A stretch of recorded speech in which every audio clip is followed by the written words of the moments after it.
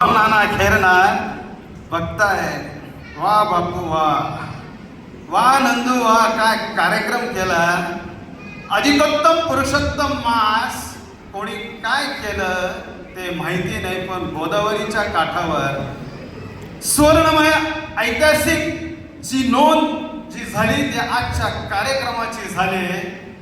जे वेळेवरती आले आणि तन मन धनाने सत्त कार्यक्रम एक कार्यक्रम ज्यांनी बघितला, मला माहिती नाही तुम्ही इथून काय घेऊन जाणार आहे, पण गिरणा बेडी आणि गोदाबाईने सांगितलं पुत्र कसा असावा, काकाचं आणि पुतण्याचं प्रेम कसं असावं, भावाभावांचं प्रेम कसं असावं, बहिणी बहिणींचं प्रेम कसं असावं, देराने आणि जेठाण्यांनी कसं वागावं.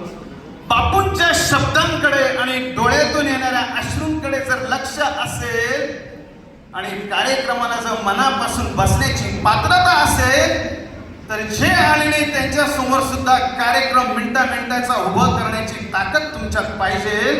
आल्यापासून माहेर घरला मी काय बघितलं आणि माझ्या आयुष्यात ते आज 13 तारखेचे 3 तास मी दिले.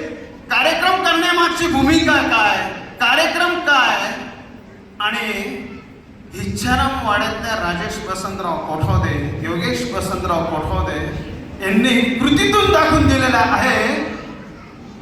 काय दाखवून दिलेलं आहे थोडं मनाला टोचेल. आमच्या आईने कळवणच्या घरात जाऊन वाटणी कशी केली, कारण बागलान नव्हे तर महाराष्ट्राच्या मातीला भावबंदीचा शाप आहे. भावबंदीत पुढची पिढी सडते आहे, म्हणून मी क्षमा मागतो. पण गोदामाई सांगते जसं बापू सडेतोड बोलतात तसं सडेतोड बोलण्यासारखंच हा कार्यक्रम आहे. बापू घरी गेल्यानंतर गोदामाईने सांगितलेलं आहे, डोळ्यांचे पारणं फिटणारा असा कार्यक्रम आहे. घरी गेल्यानंतर नजर काढा तुमच्या परिवाराची, इतकं सुंदर आणि दृष्ट लागावी असा हा कार्यक्रम आहे. अतिशय सुंदर. अहो आम्ही रोजच्या कलियुगात फक्त ख्याव करून जगतो, पण लाखात असा एखादा व्यक्तिमत्व असतो की त्याचा हेवा वाटावा.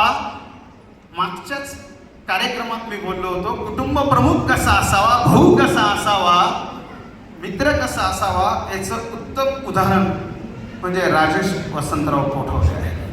फक्त त्यांच्या सहवासात काम करावं लागतं, त्यांच्या मॅनेजमेंटमध्ये आणि त्यांची 2 शब्दांची बोलणी ऐकावी लागतात, तेव्हा कळतं. माणूस समजून घेताना, गाव समजून घेताना, परिवार समजून घेताना मी काय शिकलो याचा हिशोब द्यायला जरा शिका, अशी गोदामाई मला सांगते. मी ह्या पदावर मी त्या पदावर दिवसभर कार्यक्रम करतो, पण डोक्याचा आणि मनाचा गाभा रिकामाच राहतो, तर उपयोग काय. अरे इतिहास लिहिता आला पाहिजे, जगता आलं पाहिजे, हेवा वाटता आला पाहिजे. बापू जे मनापासून आले ना त्यांची तुम्ही रात्रीची झोप उडालेली आहे. हे कार्यक्रम कसा असावा, आई आणि मुलाचं नातं कसं असावं, बापूंनी एकही गोष्ट लपवली नाही. आमच्या कळवणच्या घरामध्ये काय काय सापडलं, किती तोळ्याचं सोनं वाटलं, हे सुद्धा याला म्हणतात पारदर्शकता, लपाछपी नाही. आणि तारीख सुद्धा घेताना बापूंनी सांगितलं. नंतर काय, मला माझ्या आईला आनंद द्यायचा आहे. इतकी मॅनेजमेंट, इतकी ताकद, आणि खोटाने सांगत बापू कोरोनाच्या काळात आभार सोडून गेले. आपण एका कार्यक्रमात सोबत होतो, भाग्य लागतो. गर्दीपेक्षा काही कार्यक्रमाचं साक्षीदार होण्याचं भाग्य लागतं. गोदामाई हेच सांगत असते, काही ठिकाणी गर्दी नसते, पण काही कार्यक्रमाचं तुला साक्षीदार का केलेलं आहे त्याचं तुझं अंतःकरणात नोंद झाली पाहिजे, याच्यासाठी तुला साक्षीदार केलेला आहे. एका वृद्धाश्रमाचा कार्यक्रम, हरिभाऊ मुसळेंचा वाढदिवस, आणि कोपऱ्यात बापूचे ढसाढसा रडले, त्याचा मी साक्षीदार आहे. त्यांचे अश्रू सांगत होते. आज माझे आभार राहिले असते, मी आभांचा वाढदिवस सुद्धा त्या वृद्धाश्रमात केला असता, पण आभा मला सोडून गेले. बोलण्यापेक्षा, कोणाशी चर्चा करण्यापेक्षा, कोणाचं मन काय बोलतो, कोणाचं कपाळ काय बोलतो, कोणाला किती वाटतं, तुमच्याशी ते मनापासून बोलतायत, मनापासून स्वागत करतायत. अहो कार्यक्रम सुरू होता, आणि साक्षात लक्ष भक्त पुंडलिक पांडुरंगाकडे होतं. अहो तो पांडुरंग सुद्धा चंद्रभागेच्या काठावर नाचत होता. वा बापू वा, वा योगेश वा, काय केलं तुम्ही, काय धमाल. आणि खरोखरच ज्या परिवाराचे आबोला संवाद चालू आहे, ज्या परिवाराचं एकमेकांकडे पाहणं नाही, जो परिवार एका सॉक्सरमध्ये अडकलेला आहे, जो परिवार बांधाच्या मातीवरून अडकलेला आहे, जो परिवार व्यवहाराच्या परिवारामध्ये अडकलेला आहे, बोलत कोणी नाही पण माझी गोदाबाई आणि गिरणा सांगत असते तुमच्या मनात काय आहे, तुमचा आबोला काय आहे. पॅकेटचा माल वाढला पण जवळकीची नाती तोडली. म्हणून मागच्या आठवड्यात बापांनी सांगितलं, नाशिकवासी कळवणकर, गोदाबाईच्या 7-12वर मला उत्तर यायचं आहे की माझी माणसं इथे किती आलेली आहेत, एकत्रित किती आहेत, एकमेकांना ओळखतात किती. त्याच्यासाठी आधी परिवार एकत्र यावा लागतो. रक्ताची नाती, बहिणीची नाती सर्व एकत्र करावी लागतात. म्हणून गोदाबाई कधीही अंगाला हात न लावता कानफडत मारत असते. आजचं सुद्धा कृतीचं उत्तर कानफडीत मारण्यासारखं आहे. जो विसंगत झालेला परिवार आहे, अरे मी सगळ्या जगाशी बोलतो, माझ्या रक्ताच्या नात्याच्या माणसांशी मी बोलत नाही, अशी सत्य परिस्थिती आहे. पूर्वी एसटीने येणारी भाऊबंद घरी येत होते, आता प्रत्येकाकडे 4 व्हीलर झाली. 4 व्हीलर आला भाऊ सख्या भावाकडे जात नाही, ही सत्य परिस्थिती आहे. माहेरघरच्या साक्षीने बोलतोय, कोणाला घाबरत नाही. माहेरघर सांगतं, गोदाबाई सांगते, जे बोलशील ते सत्य बोल. आणि आजचा बापूंचा कार्यक्रम खरोखरच आदर्श आहे.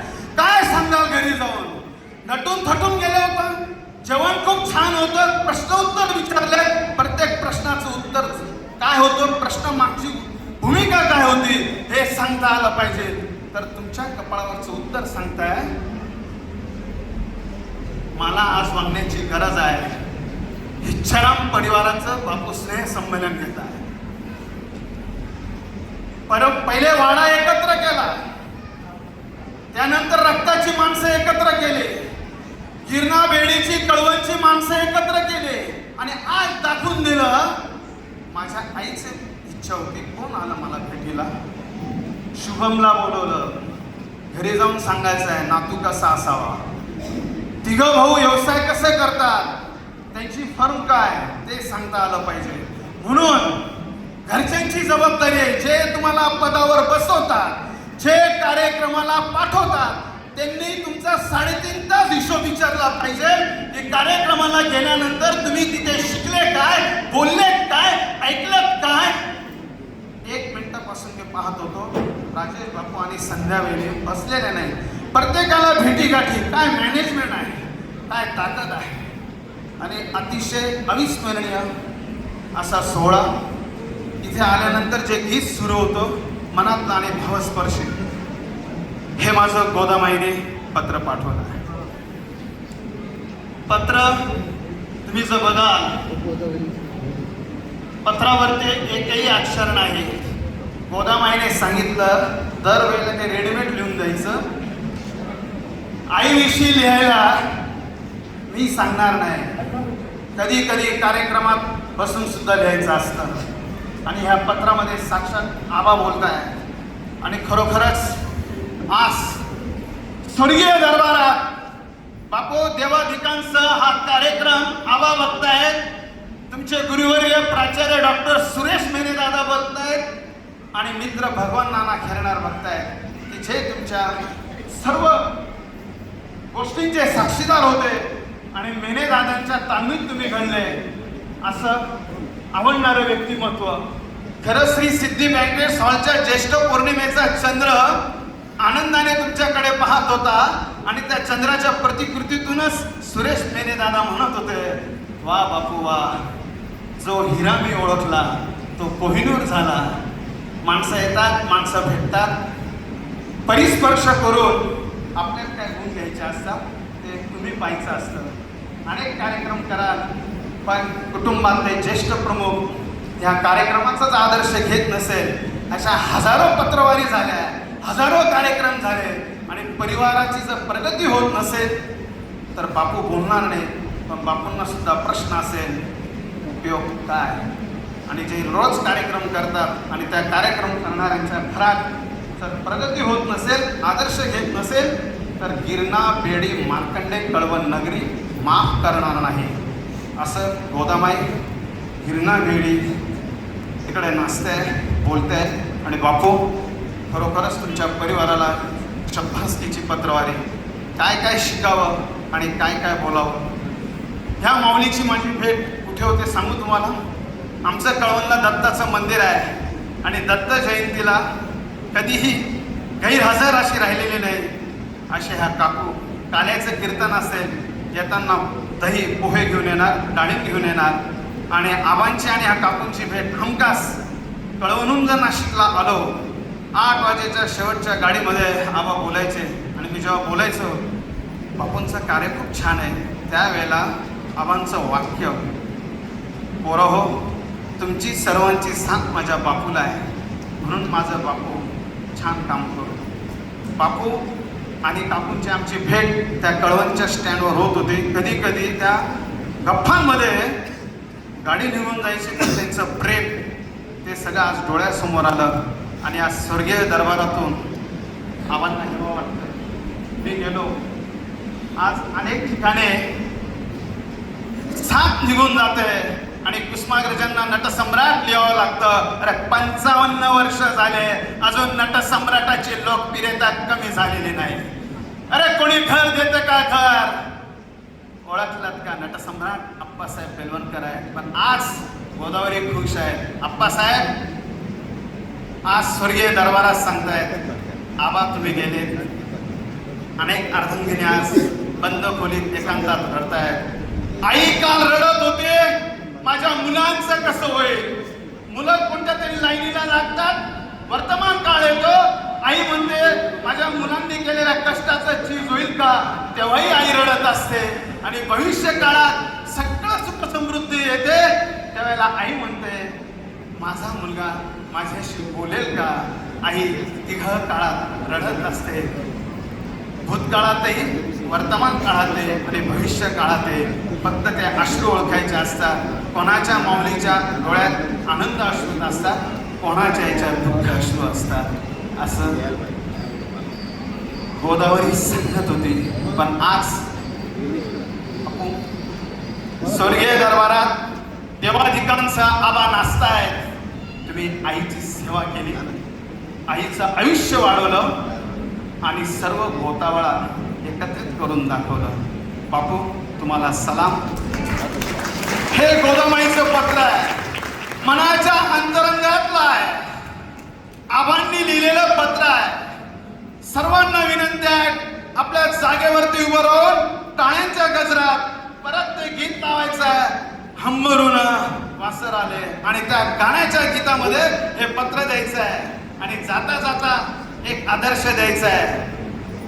मी माझ्या माहेरी आज सांगेन आज मी माझ्या सासरी काय कार्यक्रम पाहिला आणि इकडचा पट्टा सांगेल इच्छाराम वाड्याने काय करून दाखवलं. झोपलेले वाडे असतील मनात खूप चांगलं आहे तिथे सुसंवादाचं गरज आहे. ते इथे जाताना घेऊन जाते. आम्हाला सुद्धा असा कार्यक्रम करायचा आहे. जय गिरणा जय बेडी जय मार्कंडे जय गोदामाई. आपल्या जागेवरती उभं राहा. 2 हातांची सलामी टाळ्यांचा गजर इंद्रायणी